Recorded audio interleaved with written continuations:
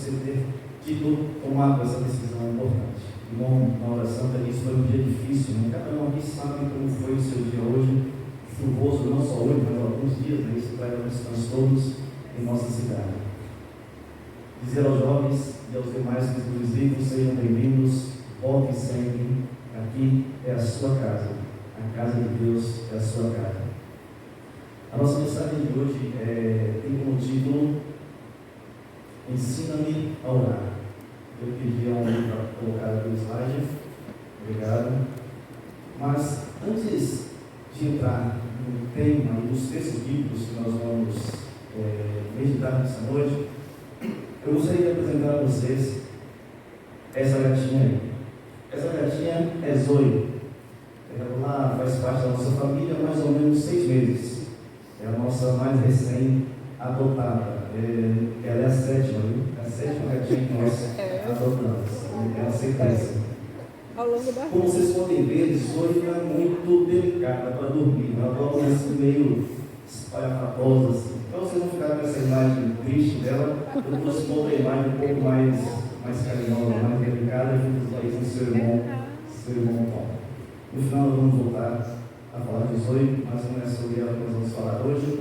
João 3,13. Esse texto é a resposta de Jesus à pergunta de Nicodemos.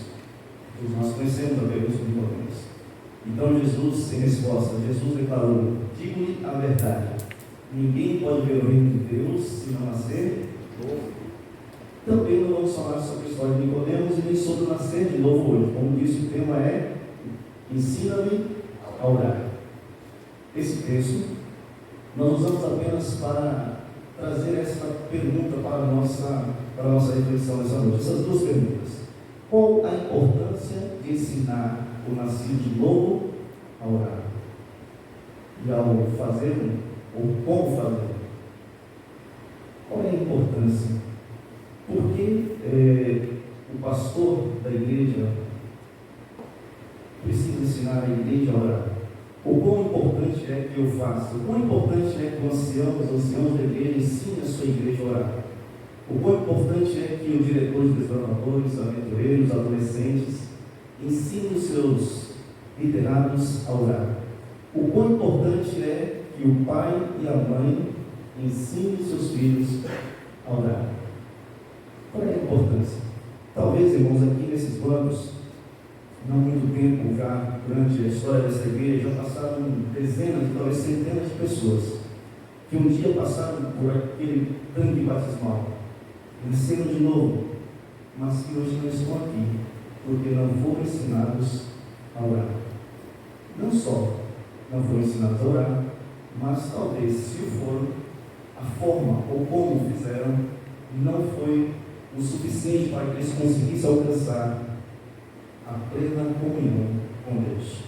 E a falta de comunhão com Deus é a única razão pelo qual muitas vezes os nossos bancos estão vazios. Mas também é possível que no último sábado, na hora do culto divino, tinha muitas pessoas aqui que não estão hoje, porque também não foram ensinados a orar. É possível que eu e você que estamos aqui hoje, estamos aqui toda quarta, domingo, quando podemos, sábados, e mesmo assim, talvez ainda não fomos ensinados a orar. Vamos para o texto. O primeiro texto, aliás, nós temos 3 textos, mas o primeiro é Lucas, capítulo 11.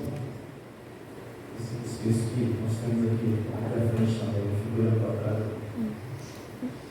Lucas, capítulo 11, e é o versículo 1, bem conhecido de todos nós. Né?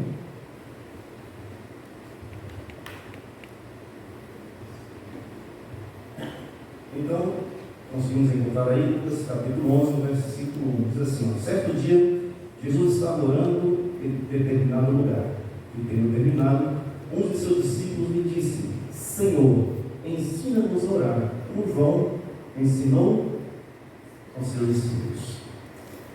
E aí eu fico me perguntando, será que nós sabemos que os discípulos de Jesus, todos eles eram judeus? Será que esse discípulo que interpelou a Cristo aqui realmente não sabia orar? Será que ele não praticava a oração? E aí, então, uma simples vulgada, uma pesquisada no Google, nós encontramos a seguinte informação: um judeu deve orar 3 vezes ao dia, de manhã, de tarde e de noite. E pode fazer sozinho ou em grupo. E sempre que o fazem, ainda há um grupo de pessoas que fazem uma contagem em hebraico, que deve ter um quórum no mínimo de 10 ou mais homens judeus de maior idade, para que o serviço religioso seja completo. Portanto, os judeus, eles são extremamente dedicados à oração. Eles oram 3 vezes ao dia. Mas esse judeu, seguidor de Cristo, discípulo de Cristo, chega aí e pede: Senhor, ensina-me a orar. E aí entra a segunda parte da pergunta que estava aqui anteriormente: como fazer? Como eu, líder religioso, como meu pai e mãe, como eu, irmão, eu posso ensinar alguém a orar? Lucas 6:12. Vamos ver aqui como foi que Jesus ensinou, ou como nós podemos também influenciar as pessoas que estão sob nossa liderança a orar. Lucas 6, verso 12. Em um daqueles dias, Jesus saiu para o monte a fim de orar, e passou a noite orando a Deus. Primeira forma que nós, e a forma mais poderosa para ensinar algo a alguém, é através do exemplo, do testemunho. Certamente aquele judeu, o discípulo que procurou Jesus e pediu para que ele ensinasse a orar, ele não estava falando das orações que ele já praticava, estava falando de algo que ele viu Jesus fazendo. Imagina na mente dele, ele imagina como ele consegue passar uma noite orando. O que ele fala tanto com Deus? Como é possível passar uma noite inteira orando? E para finalizar os textos aqui, vamos ler ainda o capítulo 18 agora. É um texto bastante conhecido também. Aqui já é Jesus trazendo não só, anteriormente a gente viu um testemunho, uma prática de Jesus através da oração, e aqui a gente vai observar uma parábola que Jesus contou, bem conhecida também por todos nós, a parábola do fariseu e do publicano. E aí, lá no versículo 11 até o 14, diz assim: o fariseu de pé orava assim em seu íntimo: Deus, eu te agradeço porque não sou como os outros, ladrões, desonestos, adúlteros, e nem como esse publicano. Jejuo 2 vezes por semana e pago o dízimo de toda a minha renda. E o publicano, porém, ficou à distância e nem se atrevia a levantar os seus olhos para o céu, mas batia no peito, dizendo: meu Deus, tenha compaixão de mim, porque sou pecador. Eu vos digo, disse Jesus, esse último voltou para casa justificado, mas o outro não, pois quem se exalta será humilhado, será exaltado. Aqui Jesus remata uma parábola para exemplificar que mesmo que eu pratique a oração, se o sentido, se o motivo, o propósito não for o correto, eu posso estar vivendo uma vida em trevas, sem a presença de Deus. Nós vamos agora entender que para fazer orar, Jesus está ensinando que orar é a coisa certa a fazer. Não há como cristão viver sem oração. Mas nós aprendemos que a coisa certa, ela também tem um jeito certo de se fazer. Porque Jesus não disse que orar é errado, ele apenas exemplificou 2 tipos, 2 orações distintas. Um foi justificado, o outro não.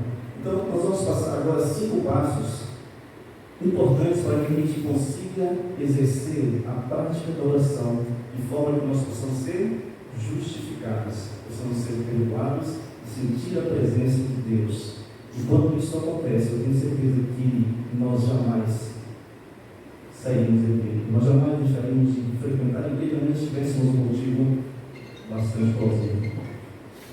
Nós usamos o livro Caminho a Cristo para trazer esses 5 passos. E eu gostaria de deixar um dever de casa para vocês. É o capítulo 11, o privilégio de falar com Deus. Eu só trouxe 5, mas tem muito mais. Aí é só o começo. Se tiver a oportunidade, Leia esse capítulo quando chegar em casa, ainda hoje ou durante a semana. Se não tiver no livro, coloca no YouTube, você ainda vai ter um vídeo áudio ali, trazendo a experiência desse livro. Então, o primeiro passo que Jesus nos remete é as necessidades cotidianas. Vamos ver então. Quando Jesus andou na terra, ensinou aos seus discípulos como deveriam orar. Instruiu-nos a apresentar suas necessidades cotidianas a Deus e lançar sobre Ele todos os seus cuidados. E aí termina dizendo que a certeza que lhes deu e as suas petições seriam ouvidas constitui também para nós uma certeza. Mas ênfase aqui eu gostaria de dar nessa questão de colocar diante dele as nossas necessidades cotidianas. Não está falando aqui daquele projeto mirabolante, daquele sonho de vida, né? Não, algo do dia a dia. Dizer a Deus, olha, hoje eu tenho que levantar cedo, eu preciso passar para abastecer o tanque do carro, eu preciso levar o carro para consertar o pneu, eu preciso encher o pneu da minha bicicleta. Aquelas atividades simples e sinais do dia a dia. Converse isso com Deus. E será muito fácil passar a noite conversando com Deus. É claro que nessa ocasião que Cristo passou, inclusive, nós não falamos o título ali do texto, né? Foi quando ele foi escolher os 12 apóstolos. Repete que ele passou a noite orando. Mas nós vamos conseguir passar tempo de qualidade com Deus quando nós passarmos a dizer a Ele as nossas necessidades cotidianas. Às vezes nós queremos, como fariseu, contar coisas, né? Mirabolantes da nossa vida que não são muitas vezes reais. Queremos tratar a Deus como um rede social, né? A gente coloca lá, o povo come. Não, Deus, Ele sabe de todas as coisas. Você pode até questionar, por que dizer se Ele já sabe? Exatamente. Deus espera isso de nós, simplesmente para passar tempo conosco. Deus não precisa saber do que nós vamos dizer a Ele, mas é o sonho dele passar tempo conosco. E para passar tempo com Deus, eu preciso ter o que falar com Ele. Eu preciso e tenho, Ele me dá o direito de colocar para Ele as minhas mais simples necessidades cotidianas. Isso vai nos trazer a oportunidade de ter a paz, de estar na presença de Deus. O próximo passo é termos intimidade com Deus. Eu gosto muito do Luiz, ele está aqui hoje. O irmão Luiz, em suas orações, ele diz assim: Deus, fala para a intimidade que nós temos. Nós temos intimidade, coloca uma olho aqui, coloca outra ali, e ele trata Deus realmente como o seu amigo. É isso que nós precisamos ter. Meu Deus ali diz assim, para ter comunhão com Deus, é preciso que tenhamos alguma coisa que Ele dizer acerca da nossa. E aí embaixo diz assim, é conhecido essa parte, né? A oração é abrir o quê? O coração a Deus como a um amigo. Meu jovem, você tem um amigo que é o Criador do universo. Você tem a oportunidade de conversar com Ele aquilo que talvez você nunca conversou com ninguém. Aquele segredo mais escabroso da sua vida é esse que você precisa baixar com Ele. Porque é desse que Ele vai tirar o fardo, Ele vai te aliviar, Ele vai trazer para você o refrigério da verdadeira paz que excede todo entendimento. Para isso eu preciso ter intimidade com Ele. Então eu começo contando as minhas necessidades, depois eu vou aprofundando a conversa e mostrando talvez até aquelas coisas mais íntimas e até às vezes nós temos até vergonha de dizer a algumas pessoas. Talvez não precisamos, Ele já sabe, mas dizer a Ele é necessário para que Ele lhe traga a paz que eu preciso. Intimidade com Deus, como diz o texto, é dizer algumas coisas sobre a nossa vida.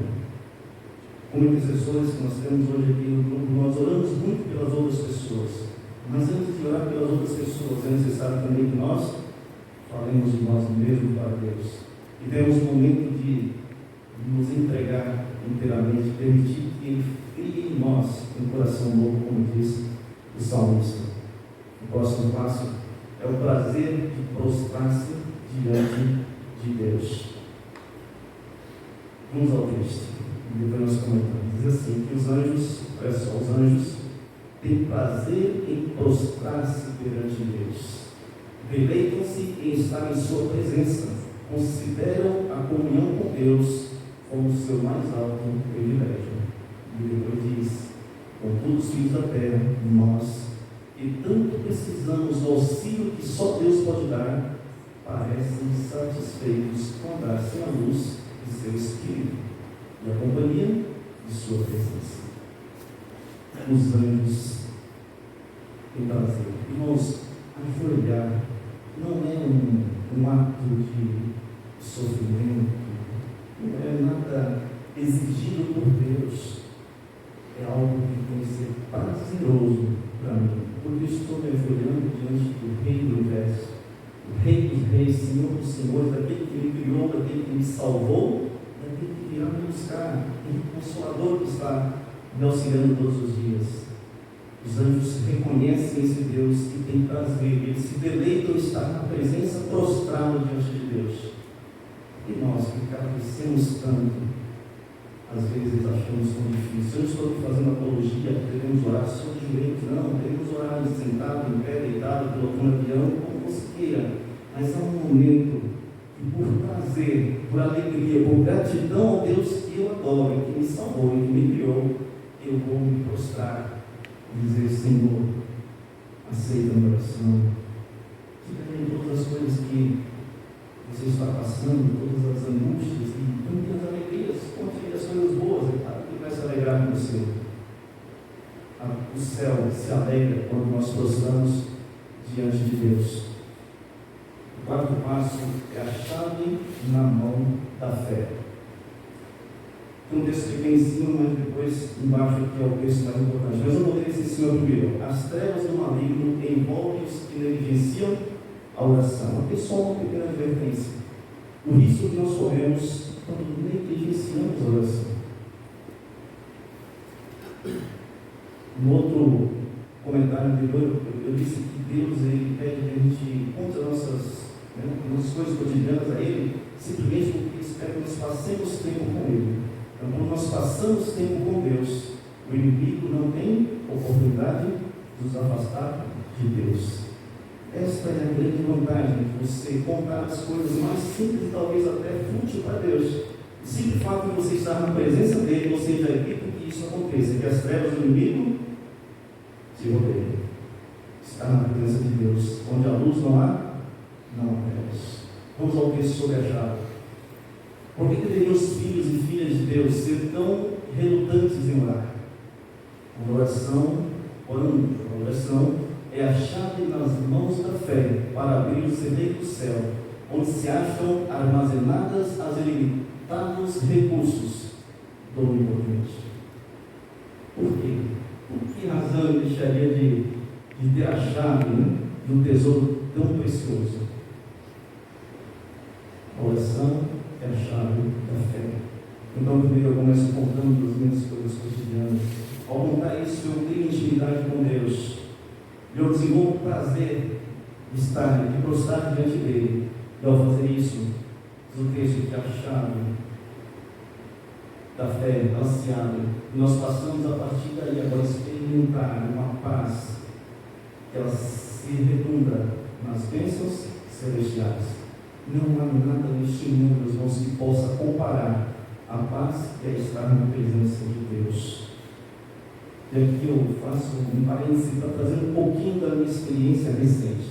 Eu já falei aqui na última vez que eu durante 28 anos estive nessa igreja e não sabia orar. Eu não orava, eu não fui ensinado ou também não me interessei em aprender a orar. O resultado, 17 anos fora dessa igreja. E eu posso afirmar a vocês, e a paz que eu sinto hoje, pelo fato de Deus ter me resgatado, voltei pela misericórdia dele, e a diferença de você passar esse tempo, você está contando esses passos que nós passamos aqui e muitos outros, é algo inigualável na vida do cristão. Nós não teríamos essa igreja vazia hoje se nossa igreja estivesse vivendo essa experiência. Isso eu posso afirmar com toda certeza do mundo. Deus, quando Ele está vivo em nosso coração, a nossa maior alegria da vida, nosso maior prazer é estar aqui.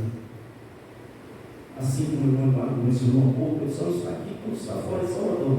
A gente também trabalha à noite, eu e minha esposa, às vezes não estamos aqui na quarta-feira, no domingo especialmente, trabalhamos quase todos os domingos, mas é uma alegria estar aqui. Se tiver 2 pessoas ou 3, nós vamos estar aqui. que estar aqui significa passar tempo com Deus. Quando eu estou com Deus, as trevas não têm chance. Olha o texto assim: as trevas do maligno envolvem os que negligenciam o coração. Acho que tem mais um passo ainda, e aqui já é o último. Eu gosto muito de um texto, e sempre nas minhas mensagens eu apresento ele. Apocalipse 3:20. Eis que estou à porta e bato. Irmãos, esse texto para mim ele define a minha salvação. Eu só vou poder viver a experiência da salvação se eu abrir a porta. Não há como Jesus fazer nada por mim se eu manter a porta fechada. O Espírito Santo está sobre a terra, mas a palavra de Deus também diz que o Espírito Santo não quer estar só sobre a terra, ou no meio, ou entre nós. Ele tem que estar dentro de nós. Nosso corpo é o templo do Espírito Santo, e para habitar ele precisa ser convidado, a porta tem que ser aberta. Olha o texto: os que têm fome e sede de justiça, que anelam a Deus, podem estar certos de que serão satisfeitos. E aí vem a parte interessante: o coração tem que estar o quê? Aberto à influência de quem? Do Espírito Santo. Ao contrário, não pode ser obtida a bênção de Deus. Abrir o coração ao Espírito, a influência do Espírito. Irmãos, eu tenho aprendido isso na oportunidade de sobrevida que Deus me concedeu, e a grande maioria aqui conhece. Está fazendo 3 anos esse mês que eu saí da morte. Mas além da experiência dele ter me trazido de volta à vida, ele me trouxe uma nova experiência de relacionamento com ele. E tem uma atividade da nossa igreja que eu sinto que às vezes ainda está um pouco divulgada, que ele poderia ser tremendamente transformador na vida da nossa igreja, e a sala 57. Algumas pessoas aqui eu sei que assistem, o nome do irmão Jaciara, da manhã, a gente está lá, e é tremendo como essa influência do Espírito Santo, buscada todas as madrugadas, ela faz diferença na nossa experiência com Deus. E há 4 frases ali, irmãos, que ela retrata o verdadeiro sentimento que só quem vive no Espírito, sob a influência do Espírito, como diz esse texto, é possível, é capaz de expressar. Não vou falar porque são 4 frases ditas na sala 57, mas porque elas de fato refletem o sentimento do verdadeiro cristão. Em relação a eu te amo, eu preciso de você para ser feliz. Você é a parte invisível de Deus para mim. E eu creio mais em Deus do que você, Deus. Lembra só, irmãos, porque esta é a igreja primitiva, e a igreja que vai ser em breve também levada para o céu. Enquanto não vivemos com esse sentimento dentro de nós, esse não é nosso, é o sentimento do Espírito, como diz o texto, nós temos dificuldades de anunciar a volta desse Jesus. Nós temos dificuldade de experimentar em nossa vida real o que é orar. Por isso nós precisamos, assim como discípulo, muitas vezes perguntar: Senhor, ensina-me a orar. Assim que eu saí do problema de saúde que eu tive, eu visitei a minha família, e um dos meus irmãos, que é o único que até hoje está fora da igreja, embora ele seja adventista, mas ele não frequenta. Conversando com ele, ele falou da dificuldade de orar. A esposa dele estava junto, ela também não é adventista, e ela disse: eu não sei como é esse negócio de orar. Como é que eu faço? Eu falei: é o seu primeiro pedido, é a sua primeira oração. Pensei que ele me ensine a orar. Eu quero terminar, eu disse que ia falar ainda um pouquinho dessa figura aí. Eu quero trazer uma experiência recente da minha relação com Deus, que tem a ver com os olhos. Agora, na Páscoa, recentemente, eu e minha esposa, nós temos uma casa, meu esposo mora em Valência, e nós fomos lá passar o fim de semana. Eles têm que ir juntos, né? Nós temos 3, não é só os 2, ela é mais nova. E eles estiveram aqui juntos. Passamos lá alguns dias e na véspera de virmos embora, uma amiga foi nos visitar. Ela pisou, ela está 6 meses conosco, ela tinha apartamento. Então ela se acostumou muito com a gente, e quando chega alguém, ela se esconde. E nesse dia foi uma amiga nossa nos visitar lá por volta de 5 ou 6 horas da tarde, eu estava visitando um amigo, a Neta recebeu, e o Zoe assustou com essa amiga aí, lá no apartamento, a casa, o sobrado, mas a casa, telhado do vizinho e rua. Então, Eu cheguei 10 horas da noite, ela não estava. Ficamos até meia-noite arrumando as coisas para a viagem no dia seguinte, e nada de Zoe aparecer. Dormimos preocupados. Normalmente eu acordo entre 4 e 4 e meia para o meu momento de oração. Nesse dia eu era 4h17. Estava Tom, o irmãozinho dela, Luca, a velhinha e Zoe, e nada de chegar. Abri a janela, joguei, nos telhados, chamei e não apareceu. Fui para o quarto, onde eu lá, um tem um quarto, aqui tem outro, momento de oração. Eu joguei ali à beira da cama. O meu primeiro pedido foi esse, não tinha como ser outro. Senhor, traga as olhos, nós vamos viajar, não vai ficar sozinho aqui nessa cidade, ela não sabe viver aqui. Tom, é o amarelinho que vocês viram na outra foto, sempre que eu vou para esse momento de oração, ele pula na cama e deita ao meu lado e fica me segurando a patinha dele. E ele estava lá. Uns 10 minutos depois de oração, alguém pula na cama e começa a esfregar no meu rosto. Eu abri os olhos, oração.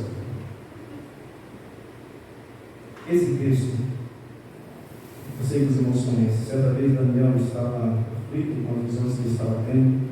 Aí esse texto diz assim, ele disse, eu olho, não tenha medo, você que é um homem muito amado, que a paz seja com você, seja forte.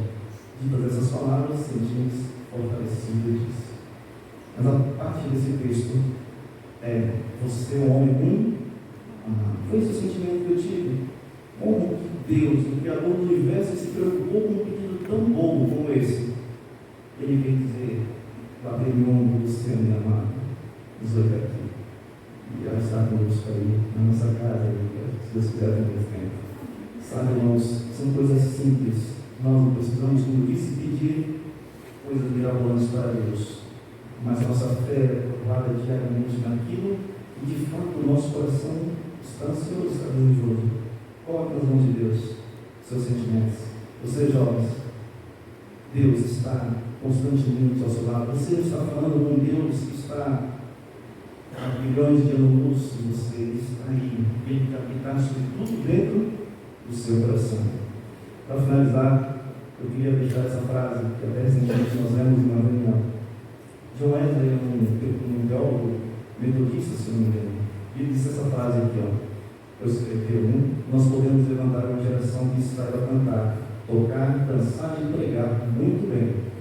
Porém, se não soubermos levantarmos uma geração que saiba orar, seremos um povo sem a presença de Deus. Isso é triste. Voltando à primeira pergunta, qual a importância de ensinarmos o nascido de novo a orar? Às vezes damos estudo bíblico, passamos um ano e a pessoa se decide, vem ali, faz uma linda festa batismal, e depois do batismo, essa pessoa não sabe como se relacionar com Deus. Nós precisamos auxiliar. Mas como Jesus, como é que eu vou ajudar esse meu irmão, ensinar esse meu irmão? Como eu vou ensinar meu filho, o adolescente, o desbravador, o aventureiro, o diácono? Como eu vou ensinar os diáconos a orar? Eu tenho que ser o modelo. Eu preciso fazer, eu tenho que praticar. Porque não é o que eu falo, é o que eu faço que vai fazer diferença na minha e na sua vida e na nossa salvação. Se você deseja, a partir de hoje, experimentar esses 5 passos na sua vida, começar a contar as coisas cotidianas para Deus, e através disso buscar intimidade, falar mais da sua vida a Deus. Se você deseja ter prazer em prostrar-se diante de Deus, se você deseja ter a chave da fé em suas mãos para receber as bênçãos de Deus e abrir o seu coração a Ele, por favor, você levante, vamos falar com Deus, para que Ele nos ensine, sobretudo, a orar diante de Deus. Muito obrigado, Pai, porque os teus filhos vieram e nesta noite podemos aprender um pouco mais da tua vontade para a nossa vida. Nosso coração, Senhor, é cheio de sentimentos. Cada um aqui nesse mundo tem sentimentos muito variados possíveis. O Senhor conhece a cada um deles. E cada um que a Deus possa falar a Ti exatamente o que está sentindo. Porque nós não podemos esconder nada do Senhor. Nos ajude, Pai, a vivermos com intimidade com o Senhor. Nos ensine a confiar em Ti realmente como nosso seguidor, nosso maior amigo. Espírito Santo, batiza-nos nesse momento. Nosso coração está aberto, por favor, entre, faça morar e faça as transformações que precisamos. Corte aquilo que está impedindo que a gente se aproxime do Senhor. E não deixe, Pai, que as trevas do inimigo cercando sobre nós. Mas que tão somente os teus anjos estejam acampados ao nosso redor. E o Senhor habite e faça morada perene, constante em nossa vida. Porque nós somos teus filhos. E aqui não está um povo apenas congregando uma igreja, aqui está um povo que está marchando para a Canaã celestial. E assim, Deus, queremos viver enquanto cristãos, certos de que esta é a família de Deus. E que todos que entrarem nessas portas são bem-vindos. Que todos que passarem por essas portas vão estar escritos no livro da vida. E juntos vamos herdar a vida que o Senhor nos prometeu. Vamos ver Jesus voltando nas nuvens dos céus, dizendo: nós veremos este ó Deus, o qual adoramos. O Senhor dirá: vindo e bendito de meu Pai, e possuir por herança que está preparada nos afins do mundo. Ó Deus, essa é a nossa maior esperança e queremos anunciá-la todos os dias, não em palavras, mas com a nossa vida. Que o seu Santo Espírito esteja repetindo isso em nossa vida todos os dias. Nós pedimos e agradecemos em nome de Jesus.